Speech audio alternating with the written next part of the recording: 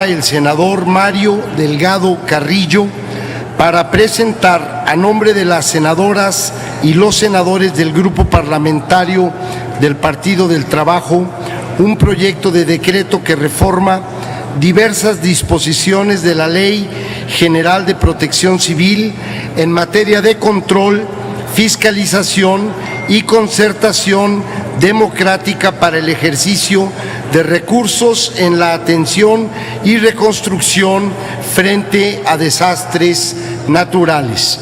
En uso de la voz, el senador Delgado Carrillo.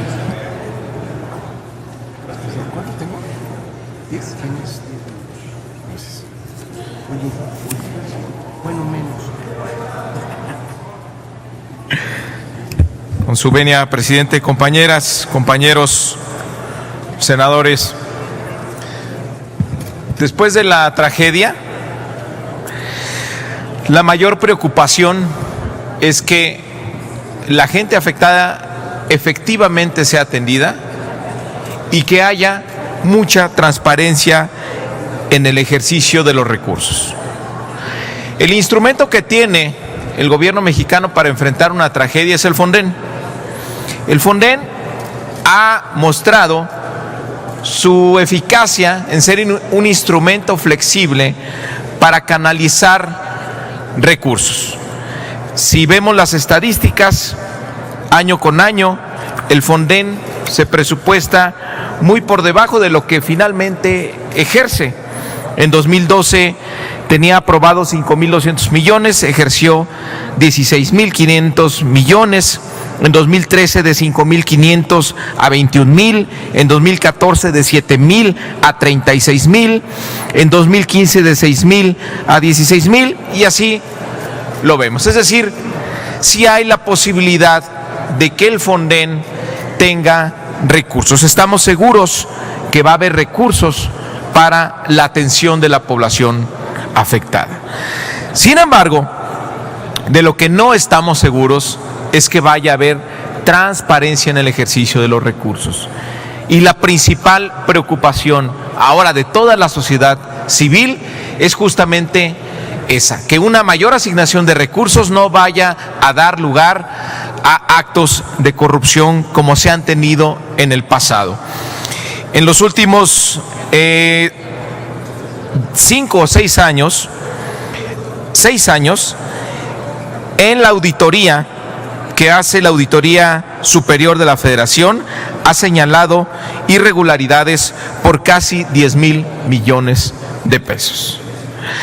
También tenemos que mencionar que los sismos que han azotado a nuestro país en septiembre han dado cuenta de que es la sociedad organizada la que tiene mayor posibilidad y efectividad ante casos de desastres naturales.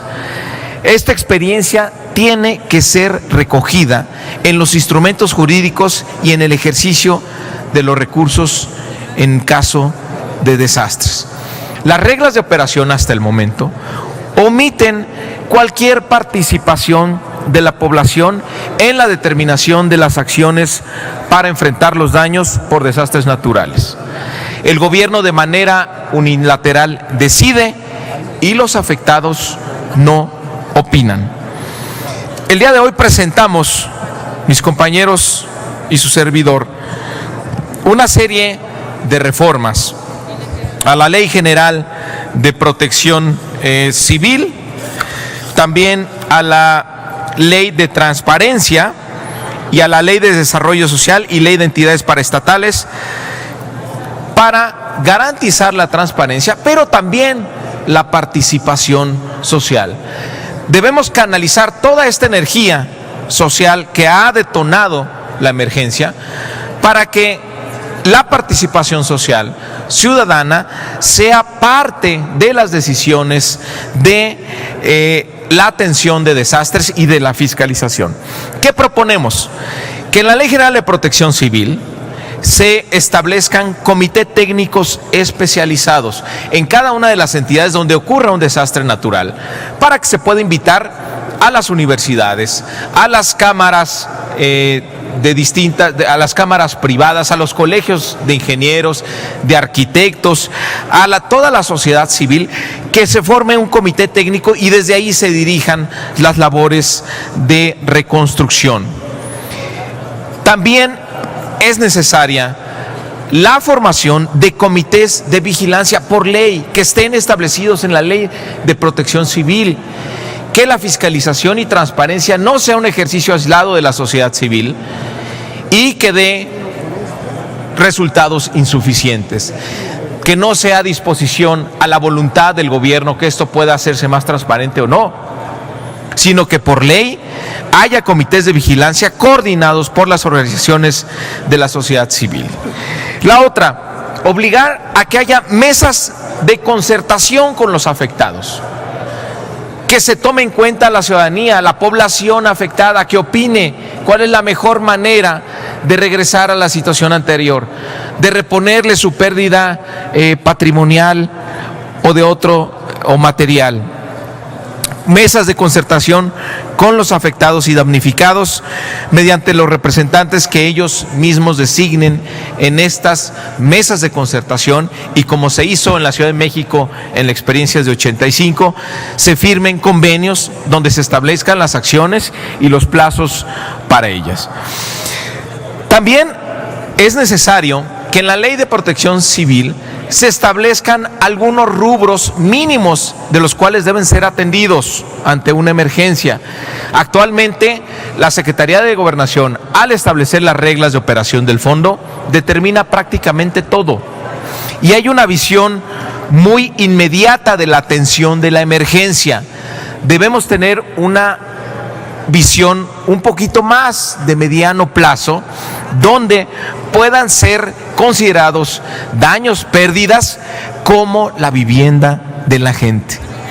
Estábamos revisando la cuenta pública del Fonden y nos encontramos que incluso en desastres tan grandes como el que tuvimos en Guerrero hace algunos años, la mayoría de los recursos del Fonden se destinan a la reparación de la infraestructura pública, carreteras, escuelas, hospitales, infraestructura hidráulica, y eso está muy bien. Pero a la gente se le destinan muy pocos recursos, especialmente en sus pérdidas patrimoniales o de vivienda. Apenas en 2014, el 2.4% del destino del Fonden, más de 36,000 millones de pesos, fueron para vivienda. Lo mismo en 2013. Apenas el 1.2% de los recursos ejercidos, más de 15,000 millones, fue para vivienda. Entonces, ¿qué tenemos que hacer? Establecer desde la ley algunos temas que tienen que atenderse y cambiar la visión de Fonden de reparación de daños inmediatos a reparación también de daños mediatos que determinan la calidad de vida de la gente. Por ejemplo, reconstrucción de atención en materia de vivienda particular de los afectados, reconstrucción de equipamiento social y urbano, reconstrucción de escuelas y hospitales, atención a las personas que resulten con alguna discapacidad o afectadas en su salud por el desastre natural, y acciones también para facilitar la obtención de documentos legales personales y patrimoniales de los afectados. También tenemos que poner como obligación desde la Ley de Protección Civil que el Fonden sea sujeto obligado de transparencia y que tenga un sitio de internet donde esté dando de manera oportuna toda la información, como los recursos con los que cuenta el fondo, el destino del gasto, los proyectos financiados, el padrón de beneficiarios, los contratistas y prestadores de servicio a los que se adjudican los proyectos y toda la información referente al flujo de los recursos. También queremos que en la Ley General de Transparencia se establezca al fondo como un sujeto obligado.